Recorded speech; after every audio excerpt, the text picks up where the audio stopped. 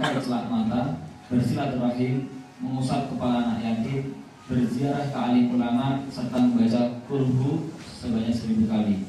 Mohon dijelaskan Ustaz tentang dasar-dasar masyru'iyahnya. Adakah perintah atau contoh dari Rasulullah SAW? Kalau tidak ada, lantas dari mana datangnya nasihat itu? Khususnya dari tentang sholat dan puasa khusus pada malam tahun baru Islam. Wassalamualaikum warahmatullahi wabarakatuh. Bismillahirrahmanirrahim. Alhamdulillah, wassalatu wassalamu ala Rasulillah wa ala alihi wa sahbihi wa man walah wa ba'd. Nasihat-nasihat yang tadi sempat ditanyakan itu memang banyak kita dengar lewat berbagai pengajian, ceramah yang terkait dengan datangnya bulan Muharram atau perpindahan tahun baru. Kalau ditanya dasarnya, rujukannya, kita bisa merujuk ke kitab-kitab kuning. Nah, tetapi di antara kitab kuning itu sebenarnya mereka saling mengutip juga. Ujung yang terakhirnya bisa kita temukan dalam sebuah kitab yang dikarang oleh Al-Imam An-Nawawi rahimahullah. Beliau sebagai ulama besar di dalam madhab Syafi'i punya banyak kitab, di antaranya Riyadhus Shalihin, Syarah Sahih Muslim. Nah, yang ini bukan Syarah Sahih Muslim atau Riyadhus Shalihin, tapi I'anatul Talibin. Di dalam kitab itu jilid 2 halaman 267 beliau mengutip sebuah nasihat dalam bentuk syair, dalam bentuk semacam kayak tembang atau lagu. Ya, kalau opik itu kan ada ombowati gitu ya. Nah, itu kira-kira seperti itu, tapi bahasa Arab. Bunyinya sum solisil zur'aliman waqtahil ra'sul yatim sah tasaddaq waqtasil wasi' 'alal ila wasi' 'alal 'iyali qalamun dhufra wa suratul ikhlas qul al-fantasil. Ini puasa. Cuma saya enggak puasa, lagi kurang sehat. Jadi enggak boleh minum di depannya pada puasa. Sum solisil, puasalah, maksudnya puasa pada tanggal 10 bulan Muharram. Sholli, sholatlah, sholat sunnah pada malam bulan Muharram itu. Sil, sambunglah tali silaturahim.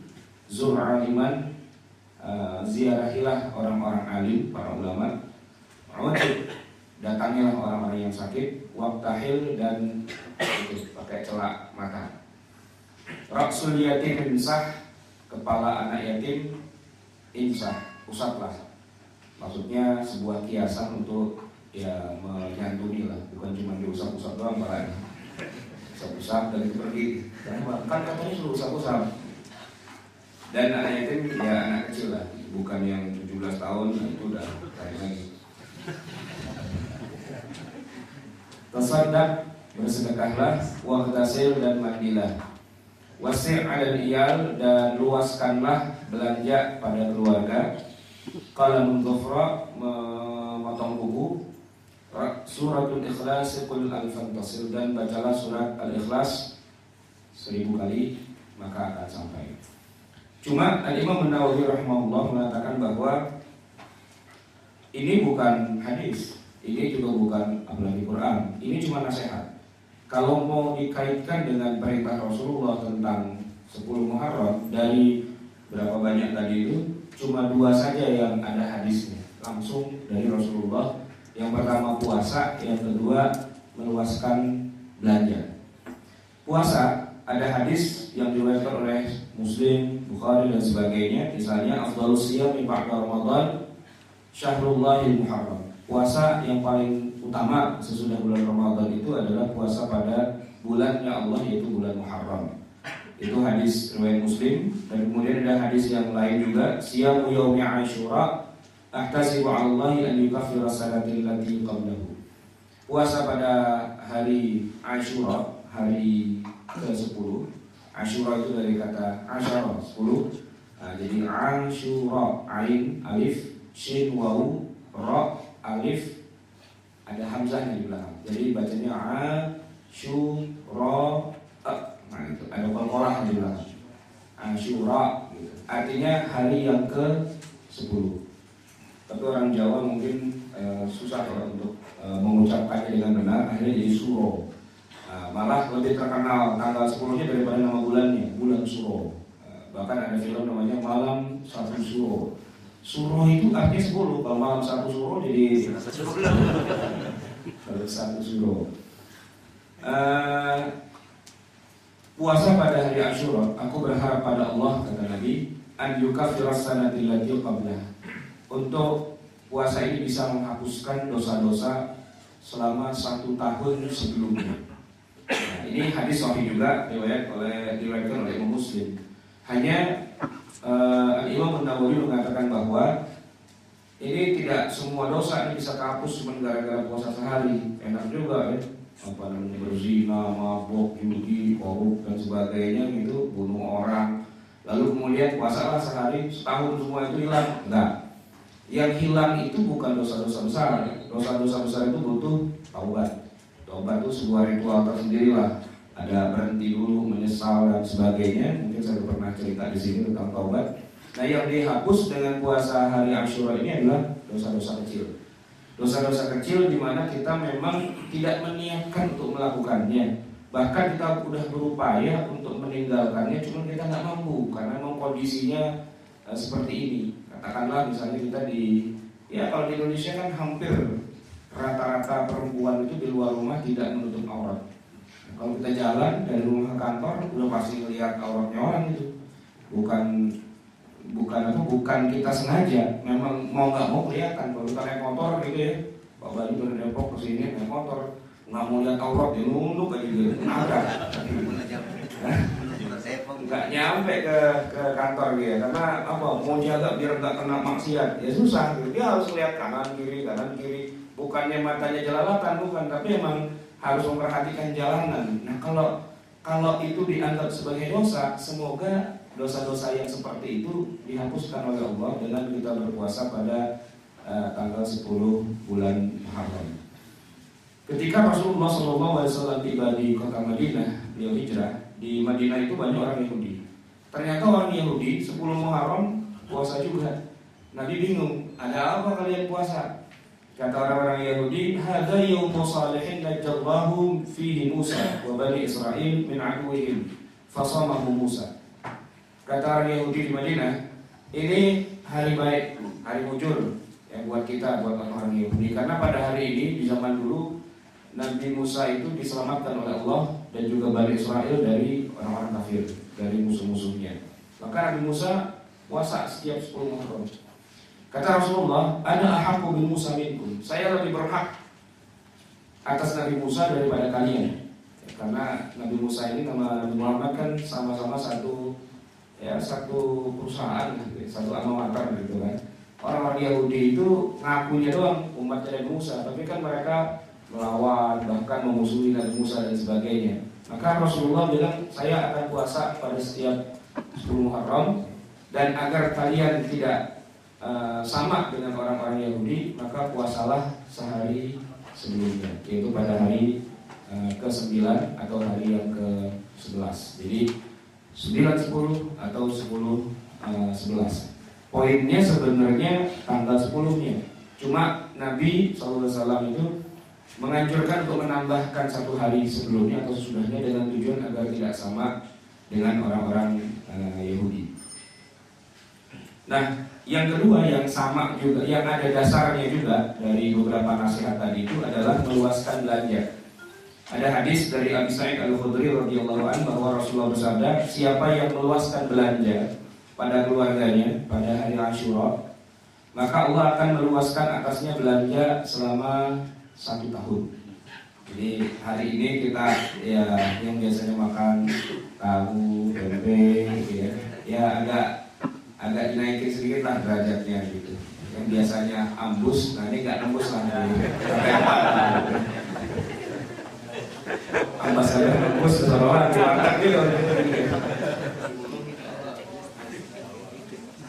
Ini hadisnya mukhtalaf. Ada yang bilang dhaif, ada yang bilang hasan li ghairihi, ada yang bilang sahih li ghairihi. Para ulama beda-beda pendapat. Al-Imam As-Suyuti dan Al-Imam Al-Hafiz Ibnu Hajar Al-Asqalani mengatakan bahwa memang hadis tentang meluaskan belanja pada 10 Muharram ini banyak yang dhaif, tapi jumlahnya banyak banget. Sehingga menurut para ahli hadis ini, Imam Suyuti ini pakarnya hadis, kemudian Al-Hafiz Ibnu Hajar juga begitu, satu dengan yang lain itu saling menguatkan sehingga derajatnya naik dari dhaif menjadi hasan li ghairihi, bahkan naik lagi ke atas menjadi sahih li ghairihi.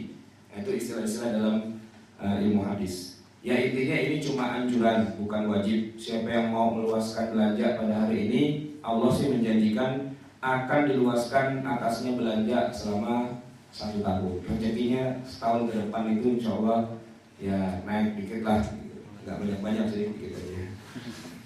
Ya dari yang namanya tempe kemudian nggak harus lobster gitu ya, nggak harus lah. Kurang Jepang itu nggak juga sih, nambah dikit lah. Nah selebihnya hadis-hadis tentang tadi mendatangi orang alim, kemudian baca qul huwallahu ahad 1000 kali, memotong kuku dan sebagainya, secara umum memang ibadah yang dianjurkan. Baca qul huwallahu itu ada hadis yang menyebutkan kita baca qul huwallahu 1 kali, derajat yang bisa kita dapat itu seperti sepertiga Al-Quran. Nah kalau kita baca 3 kali itu udah 1 Al-Quran. Apalagi kalau kita baca 1000 kali, 1000 aja kita baca, nggak baca Quran lagi itu udah khatam terus dia. Ini biasanya orang kampung begitu logikanya. Tapi kalau dikaitkan dengan 10 Muharram, tidak ada hadis yang sahih yang menyebutkan Nabi menganjurkannya khusus untuk bulan Muharram. Jadi kesimpulannya apa? Boleh apa nggak boleh? Ya tidak ada juga hadis yang bilang apabila datang 10 Muharram janganlah baca qulhu, nggak ada juga. Jadi silahkan dibaca kapan saja, tidak harus terkait dengan 10 Muharram. Memotong kuku, menziarahi orang alim, mendatangi orang yang sakit dan sebagainya, itu termasuk ibadah-ibadah yang secara umum sifatnya adalah dianjurkan di dalam syariat Islam. Nah, itu jawabannya. Mungkin ada lagi selain atau mungkin dari hadirin ada pertanyaan untuk bahasan yang pertama ini. Atau sebelum ada pertanyaan, mohon doanya bisa merangkap ke depan Pak, biar teman-teman yang ada bisa mengisi. Menambahkan tadi yang puasa 2 hari, jadi 9, 10 atau 10, 11. Ada yang karena kehati-hatian gitu, dia mengambil 9, 10, 11. Itu bagaimana Ustaz? Ya boleh juga sih. 9, 10, 11, 12, 13, 14, 30 juga boleh. Itu nggak masalah. Nggak masalah. Ajaran. Toh itu tidak wajib, gitu ya. Tidak wajib. Jadi yang hari ini nggak puasa, ya nggak apa-apa juga, gitu. Apalagi mungkin karena kurang sehat atau sehat tapi lupa nggak nyaur, gitu ya. Ya nggak apa-apa juga. Karena itu sifatnya puasa sunnah. Dan kita tidak boleh membebani diri kita dengan sesuatu yang sunnah seolah-olah jadi wajib, dan kalau nggak dikerjakan seolah-olah jadi kayak dosa. Padahal kalau kita mau buka kitab kita ini, daftar yang wajib itu masih ngantri, masih numpuk banyak. Kewajiban kita itu masih banyak. Saya bukan mengatakan jangan kerjakan yang sunnah. Yang sunnah kalau yang bisa kerjakan, ya kerjakan silakan. Tapi jangan kemudian merasa, aduh saya nggak kerjain yang sunnah nih, berarti saya rugi banget. Enggak, yang wajib aja masih banyak, kok nggak dikerjain. Itu sholat yang bolong-bolong yang belum dikodok, apa nggak wajib tuh? Itu kan wajib juga. Nah, orang kadang-kadang ngejar-ngejar yang sunnah, tahajud yang mulai semalam suntuk sampai paginya balas dendamnya lebih dahsyat dari malamnya. Tapi sholat yang nggak dia kerjakan selama sekian waktu zaman masih muda, gitu, sekarang udah paling tua, gitu. Nah itu kan hutang yang tidak bisa ditinggalkan begitu saja. Sampai mati pun akan diuber oleh Allah. Karena awwalu ma yuhasabu bil 'abdu yaumil qiyamati as-shalah. Yang pertama akan dihisab di yaumil qiyamah itu sholatnya dulu. Dan sholat itu tidak gugur kewajibannya walaupun udah lama. Kita nggak bisa bilang, ya Allah kan udah 30 tahun yang lalu sholatnya saya lupa itu. Masa sampai kini hari tanya-tanya juga? Ya memang ditanya karena itu sholat wajib, fardu ain. Nah, maka sholat itu wajib diganti walaupun sudah 30 tahun yang lalu. Rasulullah SAW memang nggak pernah meninggalkan sholat sampai 30 tahun. Begitu beliau ketiduran, bangun langsung sholat. Atau begitu beliau tidak mampu sholat karena lagi perang dan sebagainya, itu pernah dalam perang Khandaq, perang Ahzab. Madinah dikepung dengan 10.000 pasukan. Beliau cuma punya pasukan 3.000, jaga itu parit, ya, sampai setiap ada yang mau lolos dipanah, sampai ada gitu, nggak mampu Rasulullah untuk melakukan sholat karena saking ketatnya serbuan itu.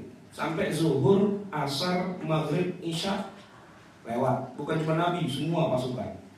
Nah begitu sudah selesai urusan perang Ahzab ini, tengah malam Nabi bilang, yuk kita sholat. Bilal bingung, sholat apaan di tengah malam kayak gini? Tadi Zuhur, Asar, Maghrib, Isya kan pada lewat gitu. Ayo kita sholat sekarang. Maka mereka sholat. Karena sholat itu tidak gugur walaupun waktunya sudah lewat. Kita nggak bisa bilang, ntar dah diganti pakai sholat sunnah.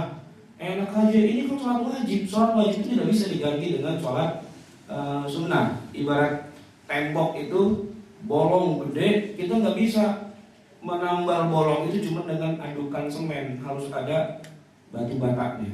Nah, sholat wajib itu harus diganti.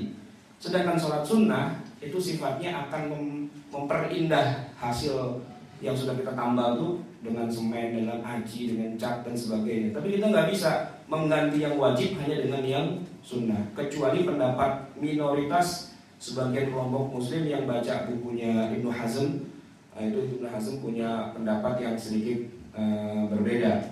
Beliau di dalam kitab Al-Hala mengatakan orang yang sengaja sholatnya ditinggalkan, sholat wajib, Allah marah sama dia. Saking marahnya kalau dia tebus pun Allah nggak terima juga. Gitu. Jadi daripada begitu ya udah mendingan gimana? Mendingan nggak usah ditebus. Kenapa? Percuma, Allah nggak terima juga. Jadi gimana? Taubat aja dah. Udah gitu banyaknya ibadah yang lain. Tapi itu logikanya seorang Ibnu Hazm. Jumhur ulama mengatakan enggak, Allah bukan tukang ngambek. Ya, kalau memang masih ada sholat yang tertinggal, yang belum kita laksanakan, yang wajib itu, maka harus diganti kapanpun, yang penting sebelum kita meninggal dunia.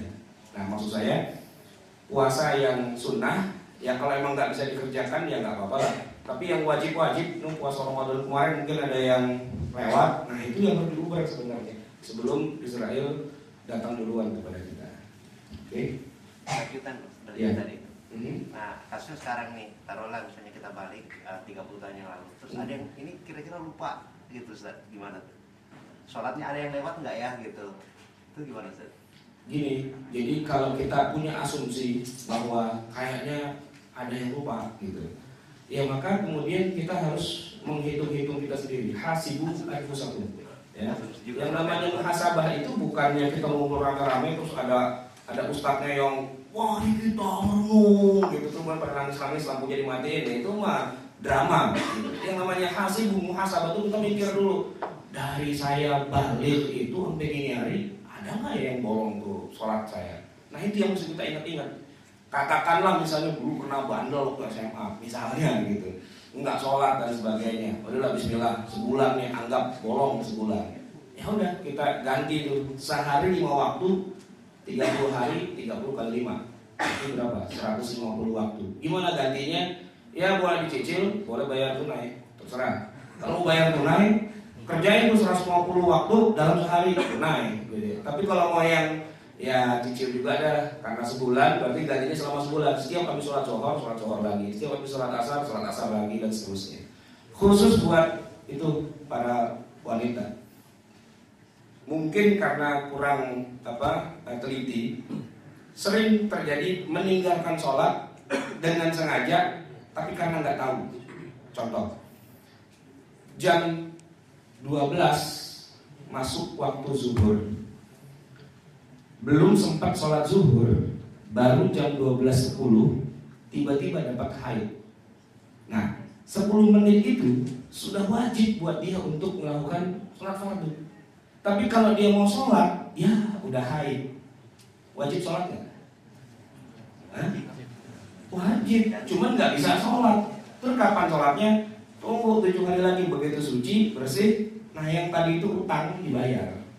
Nah berapa banyak tuh yang kayak gitu, yang pada bukan karena nggak mau ngerjain, mungkin karena nggak tahu. Nah padahal para ulama mengatakan asalkan waktu sholat sudah masuk dan belum sempat mengerjakan, maka taklif beban di atas pundak itu sudah ada. Nah, cuman kita nggak dosa karena mungkin kita berpikir kan nanti masih ada waktu lah, masih ada 2 jam 3 jam. Ternyata tiba-tiba haid, ya berarti itu jadinya utang. Nah, bayarlah setelah suci. Gitu. Itu sholat wajib dibandingkan tengah malam jam 2 malam tahajud, lebih penting mana? Ya lebih penting yang wajib daripada yang sunnah. Baik, Ibu ada tambahan juga kali itu?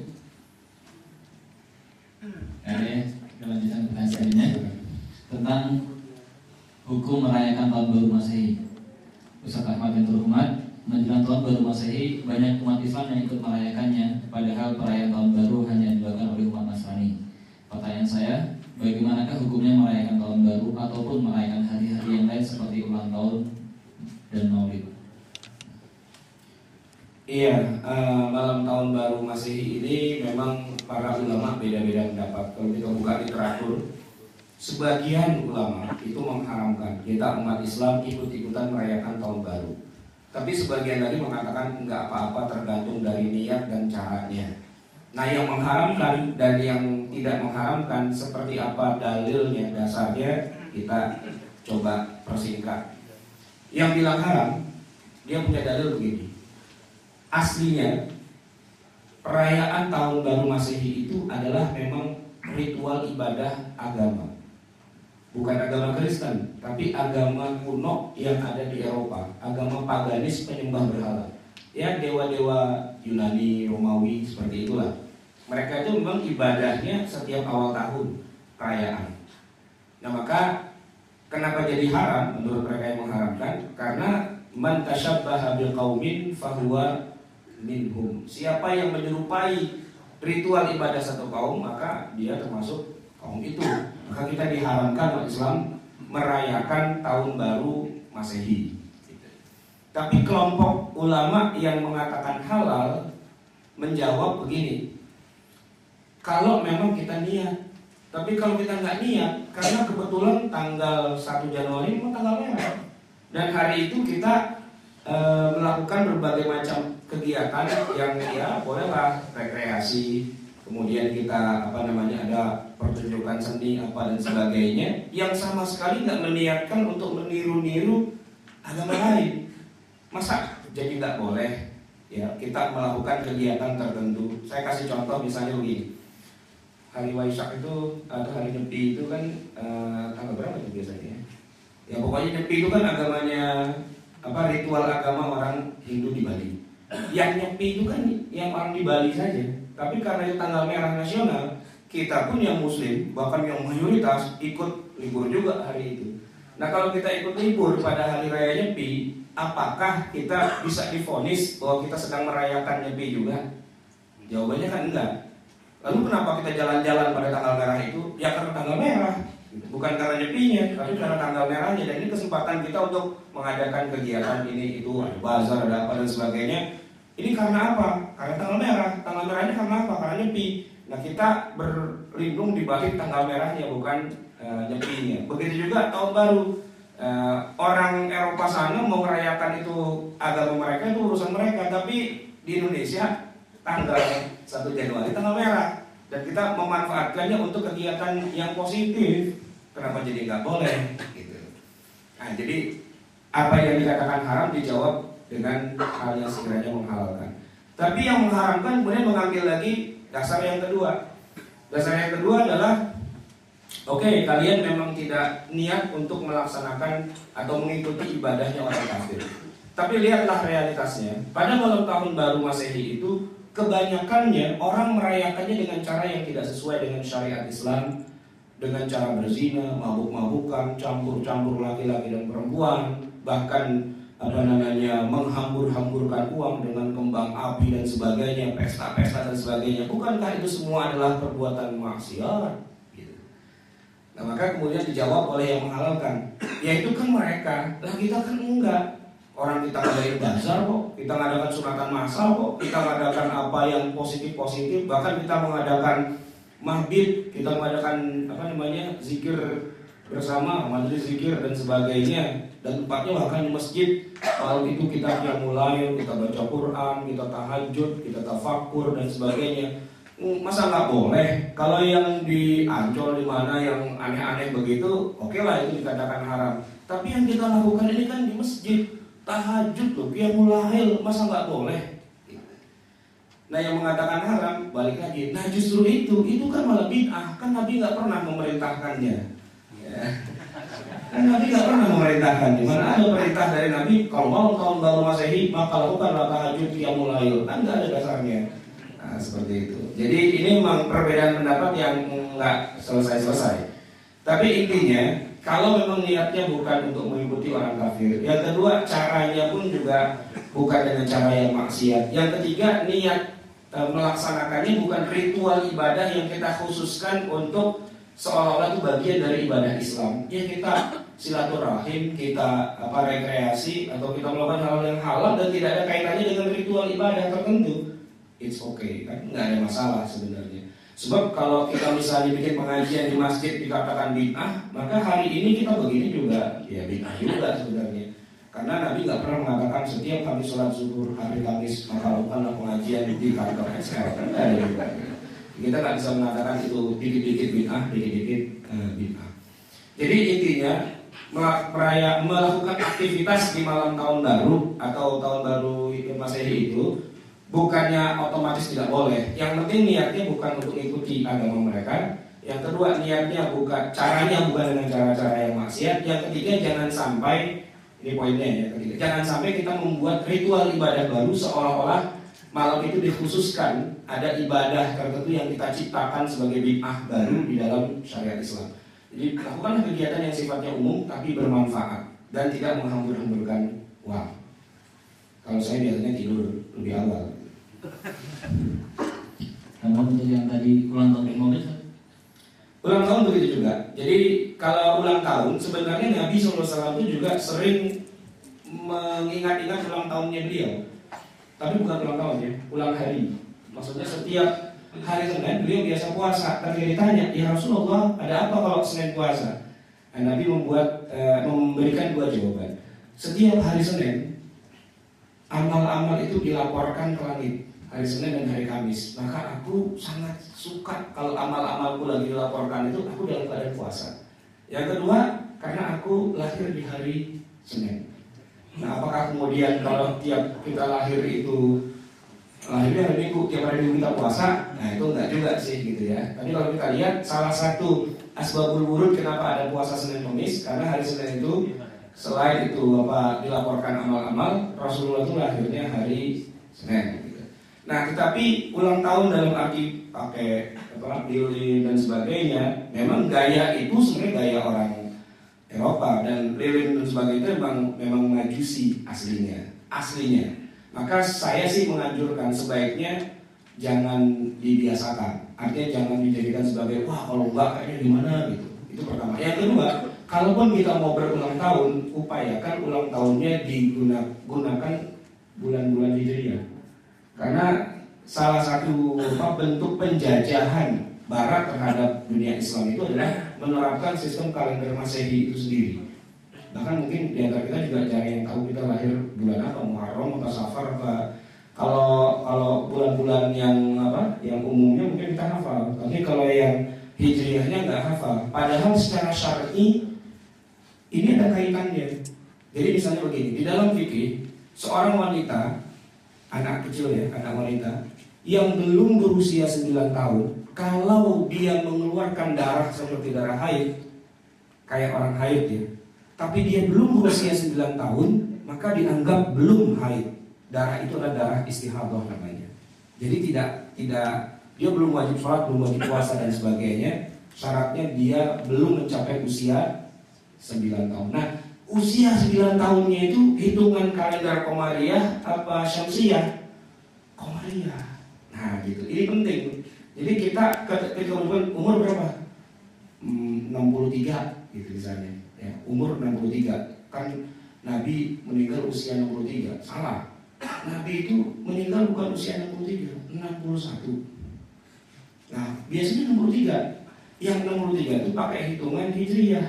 Nah, sedangkan yang pakai Masehinya itu beda ya, lebih yang Hijriahnya itu lebih sedikit, yang Masehinya lebih banyak. Kira-kira setiap tahun tuh 11 hari bedanya.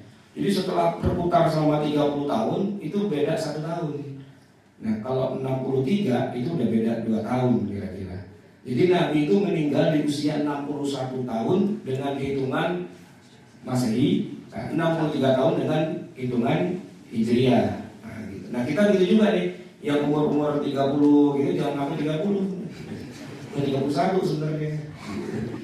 Dan 31. Kalau secara hukum syar'i dan banyak kaitan ibadah ritual Islam kita ini yang dikaitkan dengan umur, dan umur itu hitungannya dengan hitungan Hijriah sebenarnya.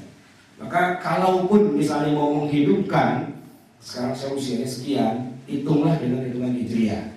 Nah ini penting juga buat kita untuk menghidupkan kembali penghitungan kalender hijriah yang memang sudah hilang dari negeri kita. Oke, ada lagi?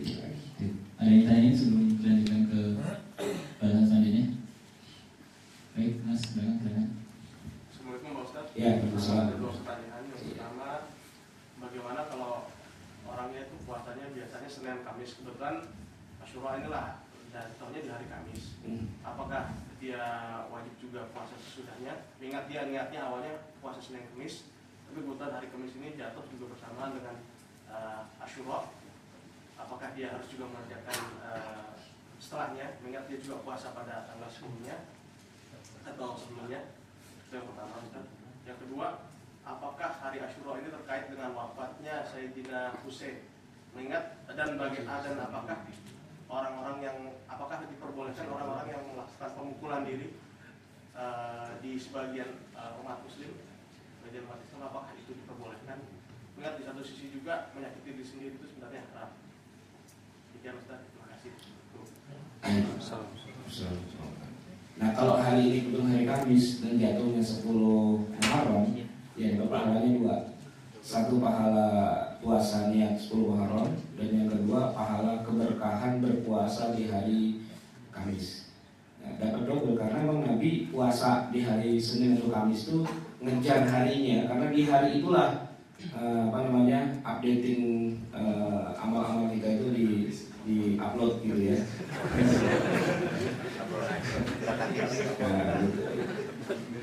Jadi karena jatuhnya di hari yang itu, maka kalau haji itu kan ya wukuf jatuh hari Jumat disebut dengan haji akbar. Nah ini kita boleh juga puasa 10 Muharram jatuh hari Kamis, ya puasa akbar lah gitu. Tapi jangan bilang saya sekalian juga bayar utang gitu. Kalau yang haji bayar utang. Kalau emang niatnya bayar utang ya yang dibayar bayar utangnya. Tapi kalau yang lain-lainnya dapat cuma sifatnya tambahan saja, bonus kecil-kecilan lah gitu. Dapat hadiah, uang cicak gitu. Nah kalau yang kedua ini, syariah Islam itu berhenti setelah Rasulullah SAW wafat. Artinya pensyariatan itu sudah tidak ada lagi. Nah, adapun kejadian-kejadian setelah Rasulullah wafat itu nggak ada kaitannya dengan syariat Islam. Nah, tadi kan yang katanya orang-orang Syiah di Iran itu yang mukul-mukul badan dan sebagainya, mereka mengenang hari terbunuhnya Hasan dan sebagainya. Nah, itu masanya sesudah Rasulullah meninggal. Jadi nggak ada kaitannya dengan keutamaan kita berpuasa pada tanggal 10 Muharram. Dua hal yang berbeda, cuma dia mengambil momen aja, mengambil manfaat 10 Muharram itu. Sebenarnya bahkan sejarahnya pun tidak seperti itu. Problematika besar kita umat Islam di dunia ini memang masalah pembelokan sejarah. Itu yang paling masalah besar. Ada Sunni Syiah itu juga gara-gara pembelokan sejarah juga sebenarnya. Termasuk Indonesia, negeri kita ini, bagaimana kemudian dihancurkan mentalitas bangsanya itu gara-gara salah satunya pembelokan sejarah juga. Misalnya kurikulum nasional kita tuh mengatakan bahwa Islam baru sampai di negeri kita pada abad ke-13, padahal sejak abad ke-7 sudah ada. Nah ini untuk memojokkan umat Islam seolah-olah Islam itu bukan asli dari Indonesia, itu adalah pendatang dari Gujarat atau dari Arab sana, produk impor yang kalau mau diterapkan di Indonesia boleh, tapi yang kira-kira sesuai dengan falsafah bangsa, gitu. Adapun yang aslinya dari Arab sana itu ya jangan semuanya dipakai di sini. Nah, ini doktrinnya begitu. Nah padahal Islam sudah ada di Indonesia sejak abad ke-7. Bahkan Dr. Buya Hamka mengatakan sahabat Nabi pun mendarat di negeri kita, sudah mengislamkan negeri ini sejak zaman pertama, zaman generasi yang terbaik.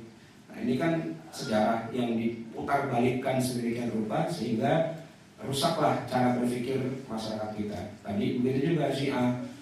Sebenarnya sejarahnya nggak segawat itu, nggak sedahsyat itu. Artinya yang berperang di situ bukanlah Ali dengan Muawiyah gitu sebenarnya, tapi muncul berbagai macam trik dan fitnah dan sebagainya, yang sebenarnya malah sudah selesai di masa sebelumnya. Nanti kita akan bahas kapan-kapan bab tentang Sunnah dan Syiah ini, distorsi sejarah umat Islam. Baik, kita lanjutkan pertanyaan selanjutnya terkait dengan makan parsel Natal apakah halal? Ustaz, banyak perusahaan rekanan yang mengirimkan parsel Natal ke tempat saya bekerja. Apakah makanan-makanan itu halal untuk dimakan oleh kita sebagai seorang muslim? Mohon penjelasannya. Makanan itu pada dasarnya semuanya halal, kecuali yang masuk kriteria yang mengharamkan.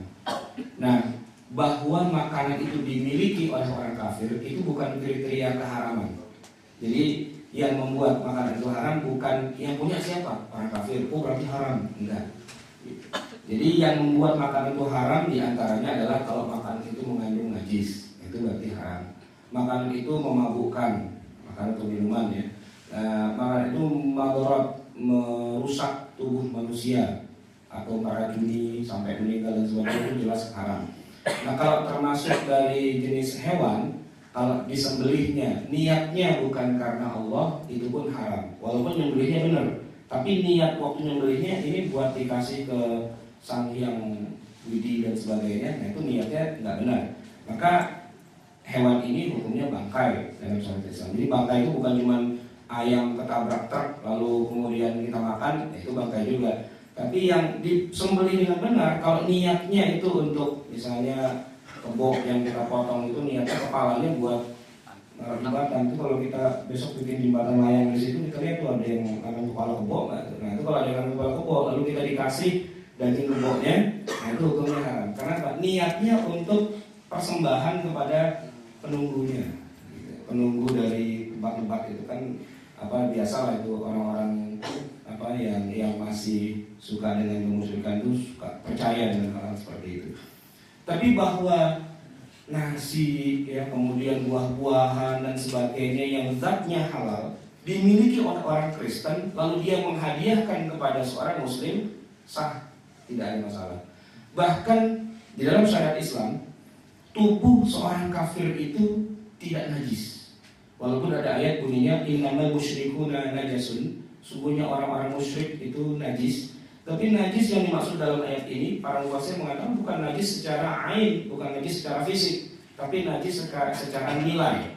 Orang-orang kafir itu akidahnya najis, tapi fisiknya enggak. Rasulullah itu makan atau minum satu baskom bersama-sama dengan orang-orang Arab jahiliyah yang bukan muslim. Biasa orang Arab itu punya budaya kalau minum susu, nah itu satu baskom rame-rame. Jadi minum, kemudian dikasih ke sampingnya. Ini orang Arab Badui, bukan muslim, dia minum gantian. Di situ ada Abu Bakar minum. Ludahnya orang kafir itu pun juga tidak najis. Maka dalam syariat Islam, makanannya orang kafir kalau memang zatnya, ainnya itu adalah benda yang halal, kita boleh memakannya. Cuma ada satu catatan, pesta Natal ya, memang sering dijadikan cara oleh saudara-saudara kita Nasrani di Indonesia untuk merayu umat Islam mendekat. Ya pertama diundang datang, kemudian ikut nyanyi, nanti dikasih hadiah ini itu dan sebagainya, sampai kemudian jadi ketergantungan karena umat Islam di Indonesia miskin. Nanti dikasih kerjaan, dikasih beasiswa, dikasih apa dan sebagainya. Nah, itu semua bagian dari sebuah skenario besar untuk mengkristenkan umat Islam di Indonesia. Nah itu harus hati-hati. Tapi dibalik dari skenario besar itu, kita tidak bisa kemudian mengatakan bahwa apa yang mereka makan tuh otomatis buat kita jadi haram. Enggak juga, kita harus adil juga. Kita harus hati-hati dengan skenario besar untuk mengkristenkan umat Islam di Indonesia. Tapi kalau dia ngasih parcel dan sebagainya berupa makanan, yang memang makanan itu secara zat adalah halal, ya kita nggak bisa bilang itu adalah haram secara zat. Nah, apakah mau diterima apa enggak, itu lain urusan. Tapi kalau pertanyaannya halal nggak sih? Ya jawabannya halal-halal saja selama tidak ada yang membuatnya menjadi haram. Baik, selanjutnya satu pertanyaan lagi terkait dengan pengucapan selamat Natal, haram atau tidak? Pertanyaannya, saya masih dilanda kebingungan lantaran ada beberapa ulama yang membolehkan kita sebagai muslim mengucapkan selamat Natal, padahal MUI sudah mengharamkannya. Mohon penjelasan. Kalau selamat Natal, memang boleh dibilang semua sepakat lah, itu tidak boleh diucapkan oleh seorang Muslim pada orang Kristen. Sebab secara umum ucapan selamat, ya, ucapan selamat itu seperti doa. Jadi kalau kita bilang selamat Natal, seolah-olah kita bilang semoga Anda diberikan keselamatan dengan datangnya hari Natal ini. Nah, mendoakan orang kafir dalam ibadah mereka jelas hukumnya haram. Itu muttafaqun alaih di antara seluruh ulama, nggak ada satupun yang berbeda. Mendoakan orang kafir untuk ritual ibadah mereka, jelas nggak boleh. Nah, cuman yang jadi masalah begini, kenapa kok ini sini ada daftarnya? Dr. Yusuf Al-Qaradawi mengatakan boleh umat Islam memberikan tahniah atau greeting pada saat orang-orang Nasrani sedang melakukan ibadah mereka Natal. Bukan hanya Qaradawi, tapi ada Dr. Mustafa Ahmad Zarqa dan ada Dr. Abdus Sattar Fathullah Sa'id. Bahkan fatwa dari Majelis Fatwa dan riset di Eropa, para ulama di Eropa juga membolehkan memberikan tahniah. Nah, masalahnya sekarang apa bedanya doa dengan tahniah? Kalau dalam bahasa Indonesia itu nggak bisa dibedakan. Mengucapkan selamat ya berarti mendoakan. Tapi kalau dalam bahasa Inggris, dalam bahasa Arab rupanya berbeda. Tahniah itu penghormatan. Nah, di dalam Al-Quran ada perintah kepada kita untuk membalas penghormatan yang dilakukan oleh orang yang bukan Islam. Ada ayat yang bunyinya wa idza hayyitum bi tahiyyatin fahayyu bi ahsana minha aw rudduha. Kalau kamu diberi penghormatan oleh orang kafir memberi hormat padamu, orang Islam, kata Allah fahayyu bi ahsana minha, maka balaslah penghormatan itu dengan yang lebih baik. Aurudduha atau minimal yang sederajat. Nah, kata Dr. Yusuf Al-Qaradawi, kalau kita memberi hormat itu tidak apa-apa, bahkan itu perintah. Maksudnya tahniah atau greeting itu bukan doa. Seperti orang mengucapkan Happy Christmas atau Merry Christmas. Kalau diterjemahkan ke dalam bahasa Indonesia, memang jadi doa. Selamat Natal. Tapi kalau dalam bahasa Inggris aslinya kita terjemahkan secara apa adanya, happy itu artinya apa sih? Bahagia kan? Christmas itu kelahirannya Nabi Isa. Berbahagia dengan kelahirannya Nabi Isa. What's wrong? Nabi Isa Nabi kita juga. Bahwa kita nggak tahu lahirnya kapan, ada perbedaan pendapat. Ntar dulu 12 Rabiul Awal itu juga ikhtilaf juga di antara para ulama. Ya, bahwa benar nggak Nabi Muhammad itu lahir tanggal 12 Rabiul Awal, belum tentu benar juga.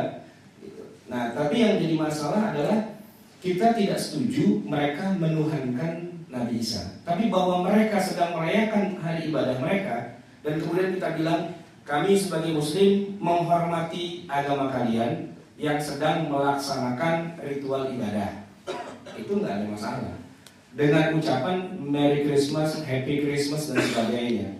Sama dengan ucapan greeting yang lain. Misalnya kalau kita pada pagi hari kita bilang, kita orang Indonesia bilang selamat pagi.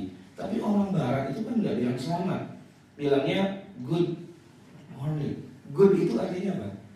Baik. Morning itu pagi yang baik gitu.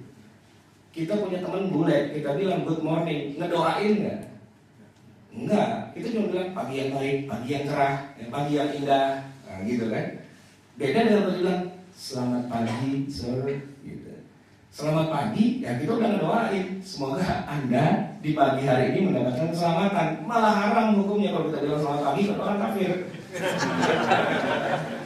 Tapi kalau kita bilang good morning, good evening, good afternoon, itu nggak masalah karena cuma good aja. Good itu cuma baik, indah gitu aja.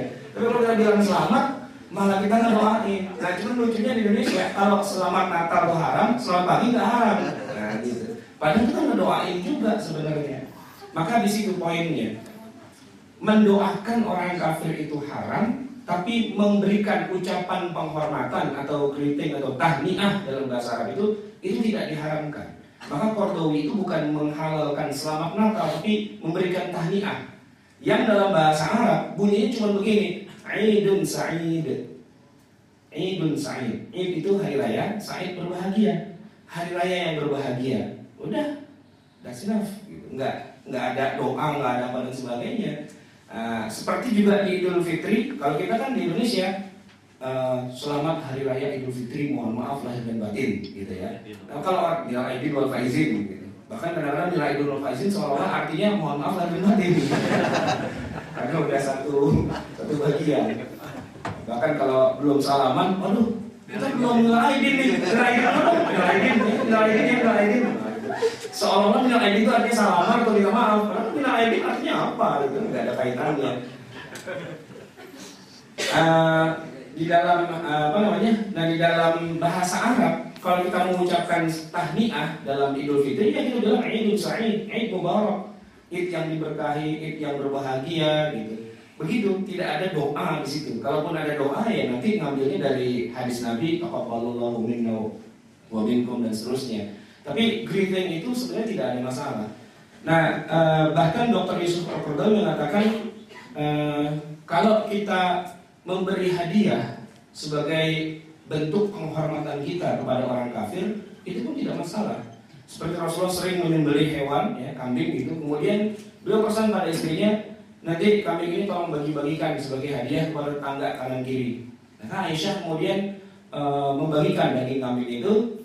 Sore hari ketika Rasulullah datang, beliau tanya, sudah dibagi rata? Sudah, ya Rasulullah. Gitu. Semua hari ini tetangga kita makan kambing. Ya, pokoknya hari ini makmur lah. Cuman sebelah tuh itu Yahudi ya Rasul. Saya kagak kasih dia, Yahudi sih. Kata Nabi, kenapa? Ada apa dengan keyahudiannya? Bukankah dia tetangga kita juga? Dia manusia juga. Ya kan? Walaupun dia agamanya bukan agama Islam, tapi dia punya hakul jiran, punya hak sebagai tetangga. Kasih. Udah habis ya Rasul. Yang buat saya masih ada, masih. Nah itu aja bawa itu tetangga. Sampai begitu Rasulullah. Artinya Islam itu tidak membeda-bedakan akidah dalam urusan muamalah.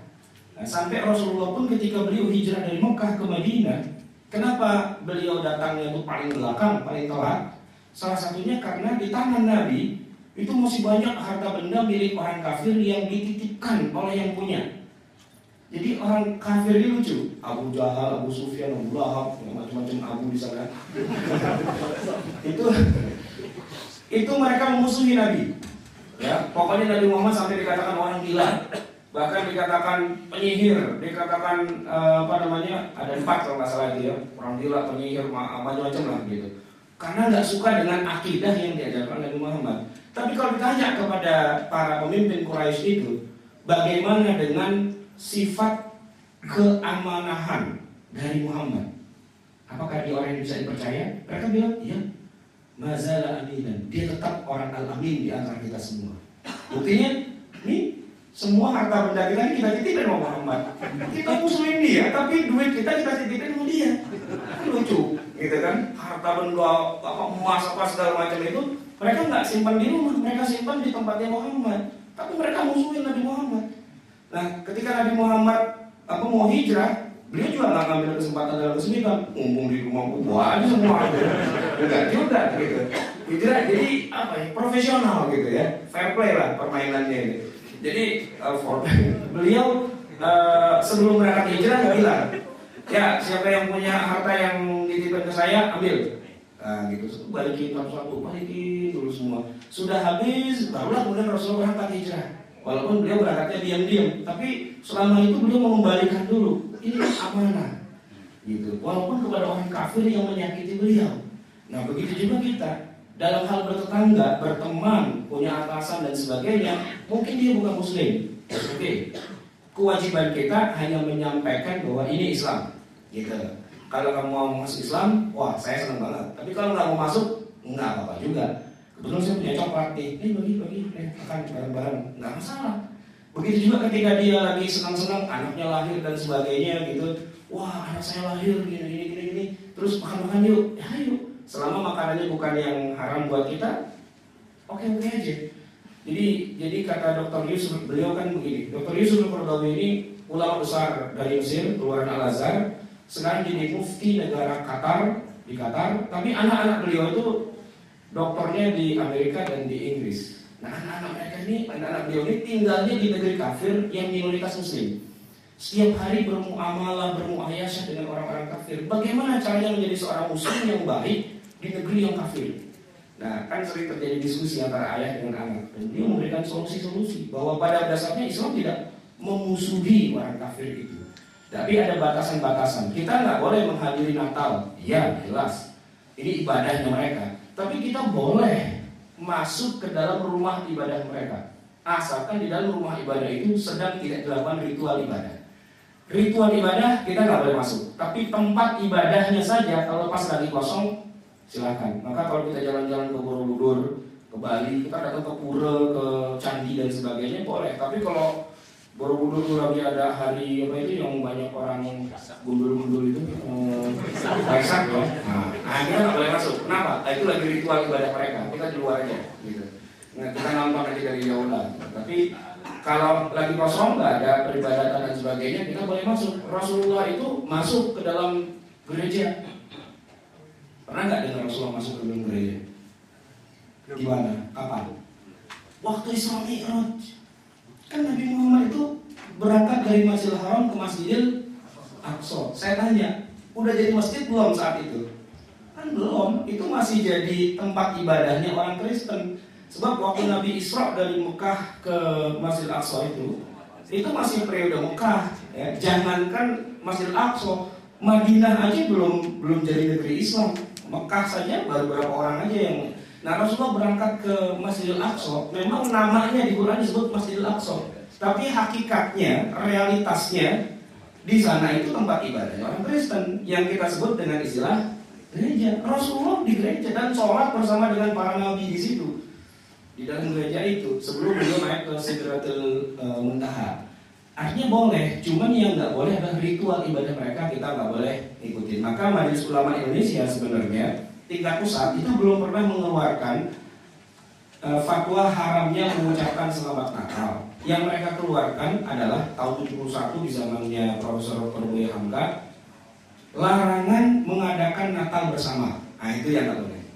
Sebab ini kisahnya emang lucu. Zaman Soeharto masih berkuasa, MUI itu adalah kepanjangan lidah penguasa. Kebetulan pimpinannya waktu itu Buya Hamka.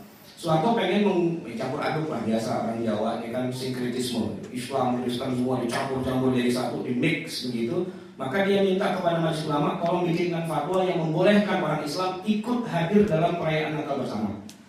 Buya Hamka kemudian rapat dan mengeluarkan fatwanya. Bunyinya fatwa haramnya Natal bersama. Yang ngamuk Soeharto. Kata Soeharto, kalau kamu nggak cabut fatwa itu, kamu saya pecat. Gitu. Buya Hamka, ya udah saya cabut, tapi hukumnya tetap berlaku. Saya cabut tapi hukumnya tetap berlaku, gitu. Akhirnya nggak jadi cabut, cuma Buya Hamkanya yang kemudian mundur dari Majelis Ulama. Tapi kalau yang namanya ucapan selamat Natal, sebenarnya kalau kita cari datanya nggak ketemu. Saya berupaya minta kepada siapapun yang mungkin Anda juga ada yang punya barangkali salinan atau email atau apa gitu ya, fatwa dari Majelis Ulama yang mengharamkan ucapan selamat Natal. Kalau ada tolong emailkan ke saya. Nah, saya pernah coba tanya dengan Sekjen Majelis Ulama Indonesia, Profesor Dr. Din Samsudin. Beliau menjawab begini, kalau hanya memberi ucapan selamat tidak dilarang, tapi kalau ikut dalam ibadah memang dilarang. Baik orang Islam ikut ritual Natal atau orang Kristen ikut dalam ibadah yang lain, kata Din Samsudin yang juga Ketua Umum Pimpinan Muhammadiyah.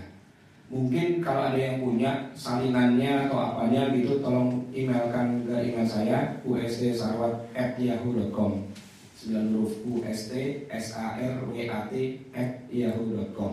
Siapa tahu ada yang punya. So, saya mencari-cari mana nih fatwa yang mengharamkan mengucapkan selamat Natal dari Majelis Ulama Indonesia. Kalau yang bukan Majelis Ulama udah banyak, seperti misalnya dari Lajnah Daimah Saudi Arabia dan sebagainya. Nah, itu udah banyak. Saya udah kebanyakan data tentang itu. Ulama besar di dunia Islam, Ibnu Qayyim itu punya sebuah kitab yang judulnya Ahkamu Ahli Dhimmah. Nah, beliau di dalam kitab itu tegas mengatakan bahwa mengucapkan tahniah, kalau Qardawi tadi kan bilang boleh. Nah, kalau Ibnu Qayyim mengatakan haram hukumnya. Mengucapkan tahniah, ya walaupun cuma kami menghormati Anda, tetap haram. Bukan mendoakan loh, cuma kami menghormati Anda, itu sudah dianggap haram, kata Ibnu Qayyim. Dan itu kemudian menjadi ruh dari fatwa-fatwa berikutnya yang ada di Saudi Arabia, dari Syekh bin Baz, Syekh Saleh Al-Utsaimin dan seterusnya. Itu kalau kita buka internet, Google gitu ya, hukum mengucapkan selamat Natal, gitu. Kebanyakan bilang haram, tapi kalau kita lihat semua rujukannya kembalinya ke bin Baz atau ke Utsaimin, atau ntar ujung-ujungnya ya ke Ibnu Qayyim Al-Jauziyah dalam kitabnya Ahkamu Ahli Dhimmah. Nah itu. Jadi emang ini khilaf juga. Ada ulama yang membolehkan sekedar mengucapkan tahniah, tapi ada juga yang mengatakan tahniah pun itu juga sudah dianggap haram juga. Nah, majelis ulama tidak punya, saya belum punya file atau datanya. Allah alam bisawab. Baik, karena waktu sudah lebih dari jam 1, mungkin